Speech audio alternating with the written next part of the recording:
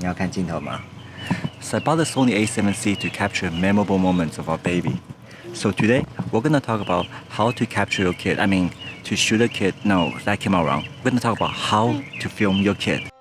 First of all, it's probably not a good idea to always film your kid from your point of view. It will be a high to low perspective and you will mostly see the tops of the heads. And you'll also see a lot of the ground if you're shooting downward, and nobody cares about the ground. People want to see what's surrounding him or what he's actually seeing. To do that, we will need to take the video at his eye level or maybe even a little bit from down to up to exaggerate the majestic surroundings compared to your teeny little human. But it's going to be hard to bend down or crouch to film from his perspective. So I use the gimbal, which allowed me to stand and walk around or even run following my kid. The gimbal stabilization creates a smooth cinematic shot. And I've made videos before about using the compact Crane M2.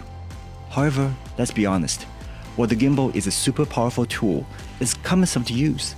It's an extra piece of complex gear, takes time to balance, and also flimsy to carry around when you have a camera mounted on it. Sometimes when traveling with a toddler that doesn't listen to anything that you say, the extra space, time, and effort to use a gimbal is just not very practical.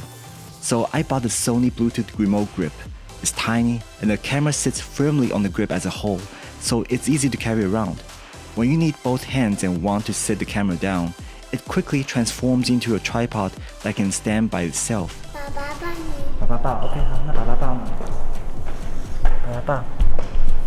他的。爸爸抱。爸爸别让怕了。哇。小宝，你想吃什么？你要不要吃 grilled cheese? Designed as a vlogging grip, with the press of a button, you can quickly turn the lens around facing away from you. Now all you need to do is flip the whole thing upside down, adjust your grip. Now you can comfortably hold it to film from a low perspective. Better yet, after a few times of using it, you will quickly grow the muscle memory to press the record button right on the grip with your index finger. This allows you to quickly start and stop recording without having to touch the camera body. At first, I thought I would get upside down footages since the camera is flipped. I could easily fix that in editing software, but actually the a7C is smart enough to know when you're filming upside down and will add metadata so your footage is right side up when you view it. But can you actually get usable footages walking or running around holding the camera and grip?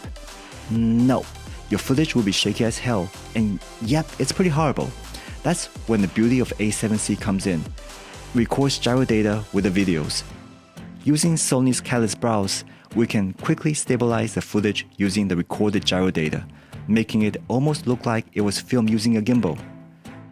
Keep in mind, in order to utilize gyro stabilization, you will need to crank up your shutter speed to avoid motion artifacts.